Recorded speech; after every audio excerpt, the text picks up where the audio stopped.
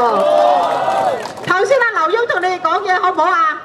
好。我哋熱烈鼓掌，希望阿劉墉晚晚都落嚟同我哋講話，好唔好？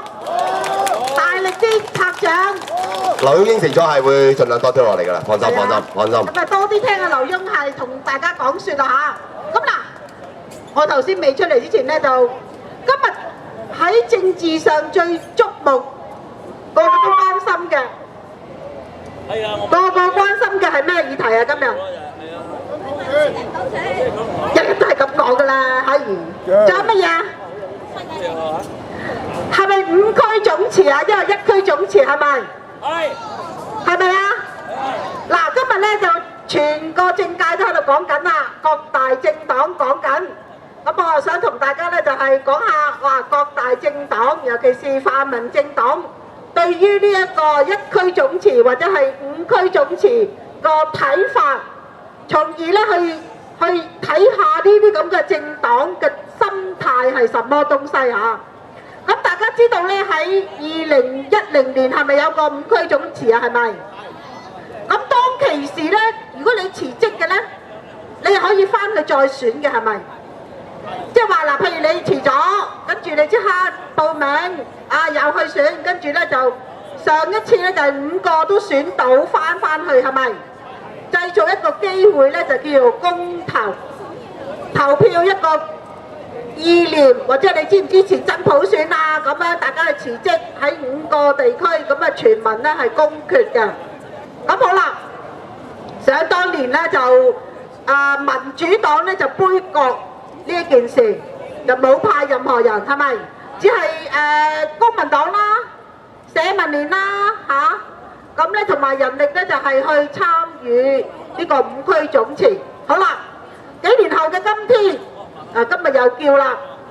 咁其實咧就係學生咧就希望立法會議員，尤其是係民主派嘅辭職，然之後引發一個公投，係咪？好啦，嗱，我哋唔理佢講乜嘢嘅議題，點樣投票啦？我哋想睇下每一個政黨嘅反應，從而咧睇下啲政黨嘅心態係咪好似騎呢啲咧嚇。咁今日咧喺電視度講啦，公民黨嘅陳家樂，知唔知佢係公民黨嘅陳家樂係咪代表港島區啊？係咪？咁佢就出嚟講啦，哎呀！唔使5區啊，最適合就1區總辭，即係超級區議員嗰個人辭。嗱，超級你知有邊3個議員㗎？知唔知啊？何俊仁啦，去睇電視啊嘛，係嘛？開會嗰陣時 AV 人，仲有邊個啊？馮檢基，仲有咧？涂謹申啊！嗱，我依稀記得咧，何俊仁啦，佢當年咧參選，即係2012年嗰陣時候咧參選咧，曾經講過，如果需要佢辭職而引發一個公投咧，佢唔會介意嘅。呢個就係當其時講過嘅。好啦，公民黨嘅陳家樂就走出嚟話：喂，不如1個人辭啦，就好過5個區辭。咁民主黨就即刻走出嚟喎，佢話5區辭咧就比較適合啲，1個區辭就唔適合。好啦，即係2個大政黨喺度你推我推啊！嗱，現時嚟講咧，我哋人民力量咧係會配合。如果真係有5區總辭，因為喺人民力量裏邊咧係冇一個超級區議員嘅立法會議員啦，所以我哋人民力量咧係唔能夠做一個1區嘅辭職㗎。好啦，喺人民力量呢個立場，阿長毛都係㗎。咁而家咧，其實喺年初咧，長毛、人民力量甚至乎黃毓民咧，都喺度希望能夠產生一個5區嘅總辭，而繼承咧就係做成一個公投。咁但係好可惜咧，有2區唔得，因為咧新界東係可以有長毛啦，或者係我哋嘅陳志全係咪？慢必新界西有邊個可以辭職啊？知唔知啊？大嚿啦，係咪？好啦，九龍西咧，黃毓民啦，係咪？佢認咗頭㗎啦。嗱，你辭我就辭啦。但係仲差2區，仲差邊2區啊？九龍東香港島。係啦，九龍東香港島嗱，九龍東有邊啲立法會嘅泛民主派嘅議員啊？梁家傑、胡志偉，兩個。好啦，如果砌夠五隻腳咧，係咪要胡志偉或者係梁家傑是第一個去辭職喺九龍東啊？係咪？好啦，港島區咧。陳家樂係公民黨嘅，仲有邊個啊？單仲偕係民主黨嘅，仲有何秀蘭啊！我好肯定俾你講俾你聽，工黨嘅何秀蘭咧係唔會辭職嘅。點解咧？都講過啦，係咪咧？點解咧？我哋估啫。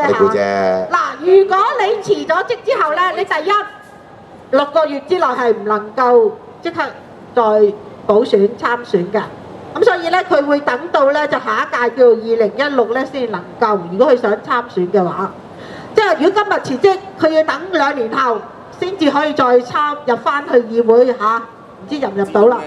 第二喺立法會裏邊咧有一樣嘅薪酬咧，就係你做完成咗嗰4年嘅任期啦，你係可以攞一嚿錢㗎，即係15%，因為咁上下。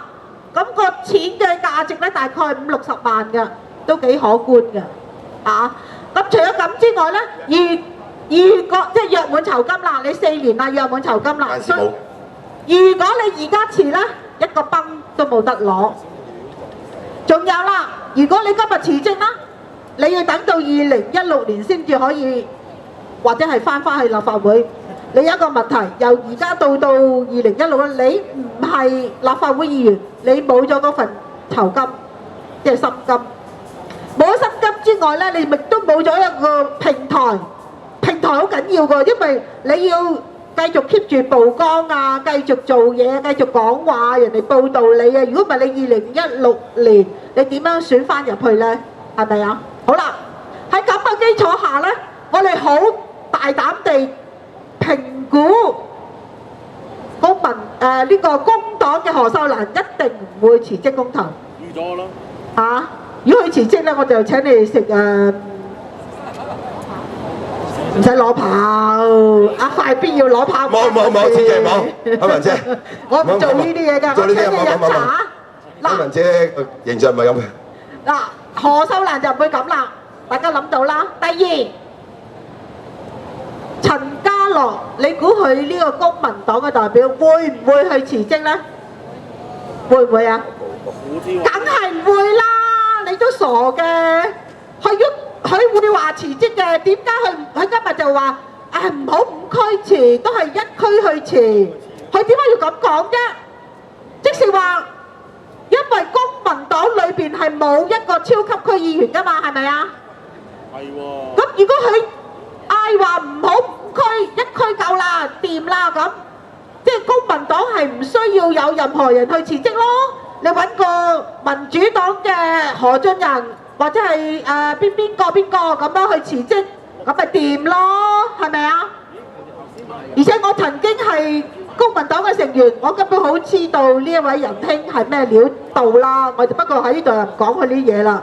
好啦，陳家樂就唔會辭噶啦。咁於是乎喺港島係咪爭2隻腳啊？爭1隻腳啦。好啦，九龍東咧，而家就視乎咧係胡志偉抑或係梁家傑。嗱，梁家傑咧，我相信如果佢喺危急嘅關頭咧，佢都可能會辭㗎，因為佢上次都做過嘅。咁所以佢係唔係好憂心呢一點㗎？但係另外一個叫做胡志偉係民主黨嘅成員，你估佢會唔會辭啊？會唔會啊？我對民主黨就唔係好大信心啦。如果佢遲咗咧，到2016年咧，唔知選唔選翻到去啊？呢個佢又要計算啦，亦都要盤算啦。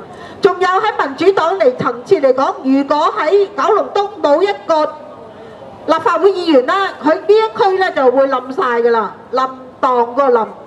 咁所以喺政黨嚟講咧，如果佢要為大家去爭取普選，而係需要辭職公投咧，我哋可以睇到咧，民主黨就唔會同大家做呢一個犧牲噶。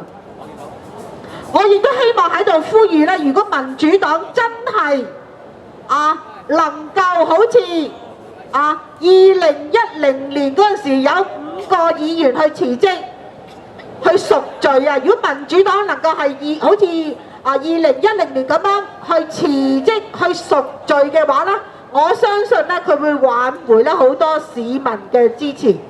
嗱喺今次呢個佔領金鐘啊、旺角啦，民主黨係攞唔到市民嘅支持。